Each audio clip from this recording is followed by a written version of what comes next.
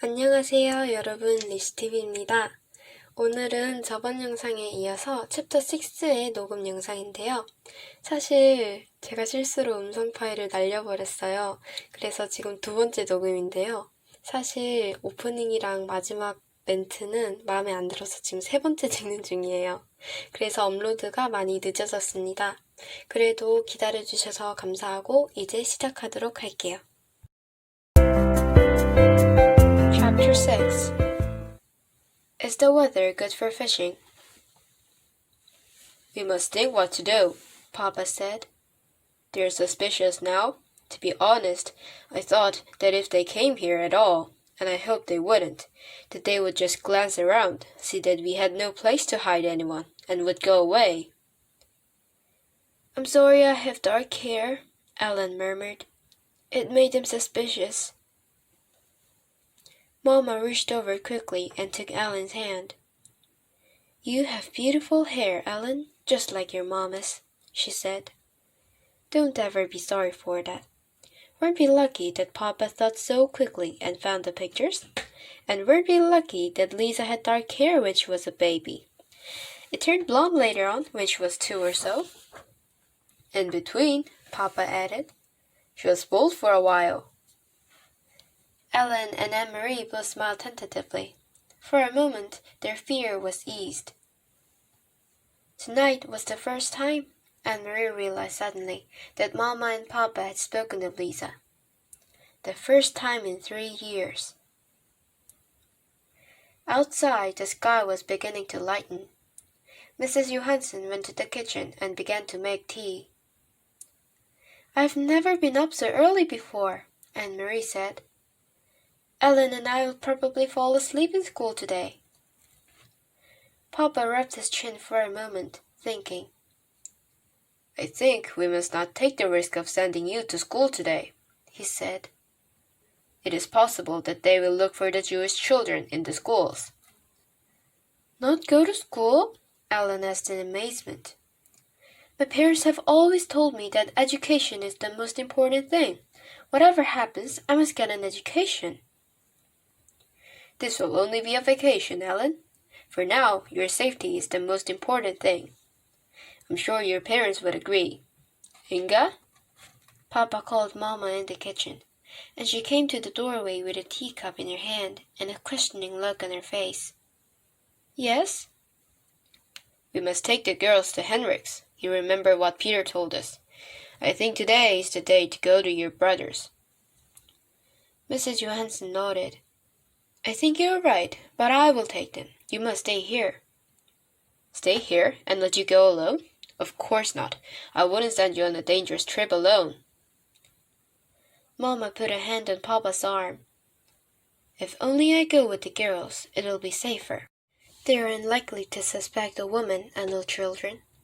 But if they are watching us, if they see all of us leave, if they are aware that the apartment is empty, that you don't go to your office this morning, then they will know. Then it will be dangerous. I am not afraid to go alone. It was very seldom that Mama disagreed with Papa. Anne-Marie watched his face and knew that he was struggling with the decision. Finally, he nodded reluctantly. I will pack some things, Mama said. What time is it? Papa looked at his watch. Almost 5, he said. Henrik will still be there. He leaves around 5. Why don't you call him? Papa went to the telephone. Ellen looked puzzled. Who is Henrik? Where does he go at 5 in the morning? She asked. Anne-Marie laughed. He's my uncle, my mother's brother, and he's a fisherman. They leave very early, all the fishermen, each morning. They both go out at sunrise.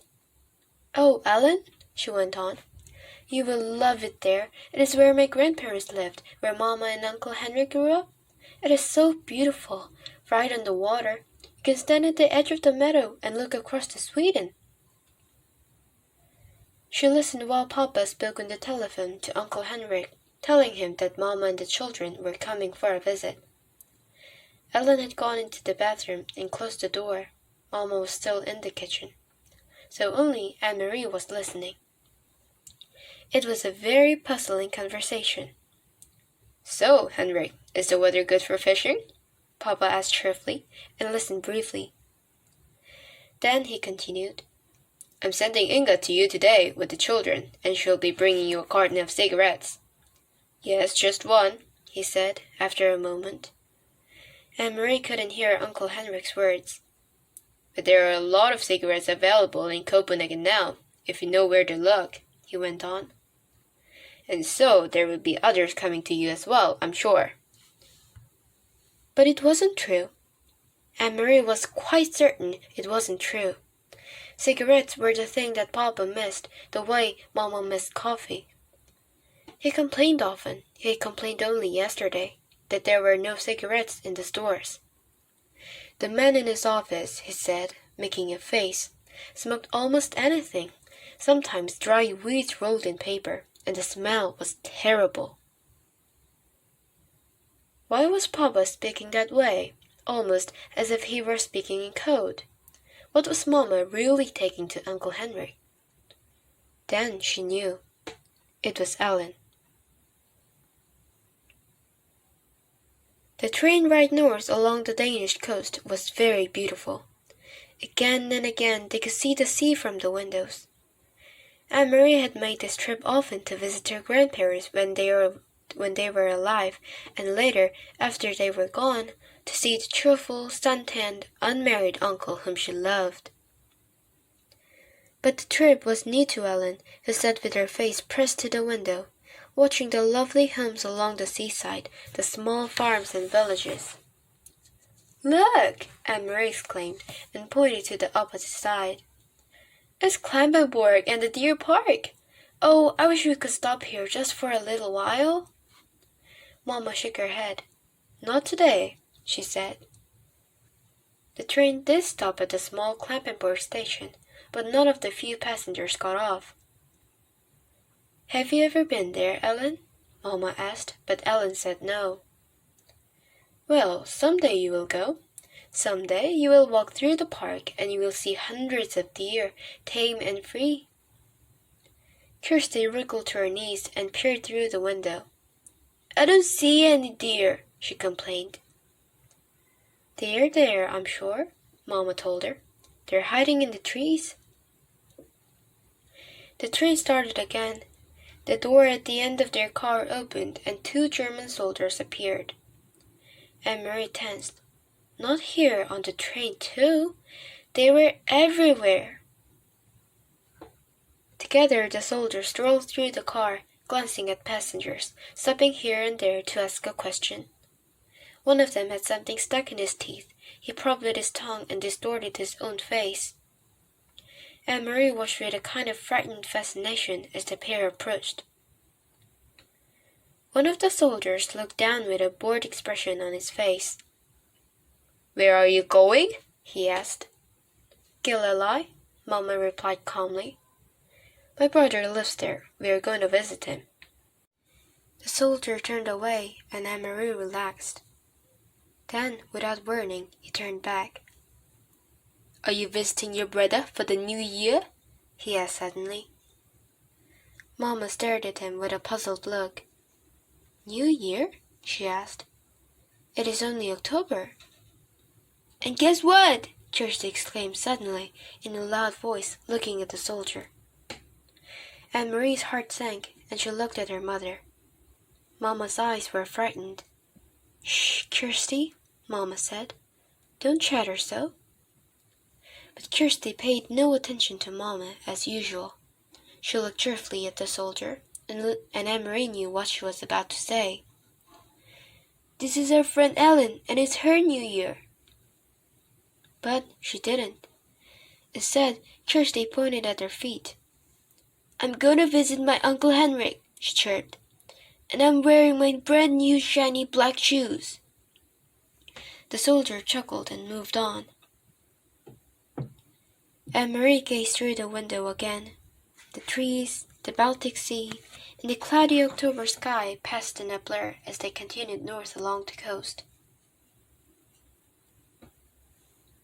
"Smell the air," Mama said when they stepped off the train and made their way to the narrow street. Isn't it lovely and fresh? It always brings back memories for me. The air was breezy and cool and carried a sharp, not unpleasant smell of salt and fish. High against the pale clouds, seagulls soared and cried out as if they were mourning. Mama looked at her watch. I wonder if Henrik will be back yet, but it doesn't matter. The house is always unlocked. Come on, girls, we'll walk. It isn't far, just a little under 2 miles. And it's a nice day. We'll take the path through the woods instead of the road. It's a little longer, but it's so pretty.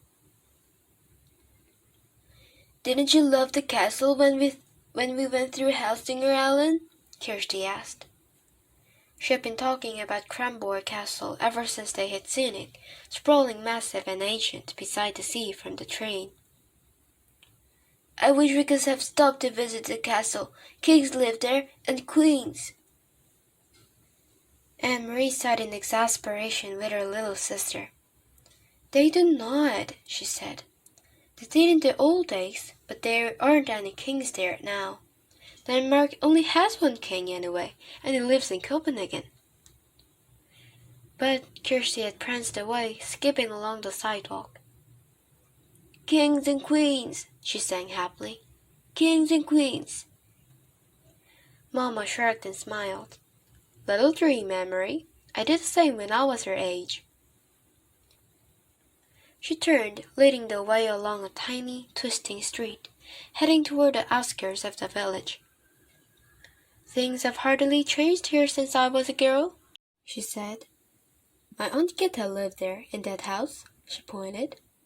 And she's been dead for years, but the house is the same. She always had wonderful flowers in her garden. She peered over the low stone wall and looked at a few flowering bushes as they passed the house. Maybe they still do, but it's the wrong time of year. There are just those few chrysanthemums left.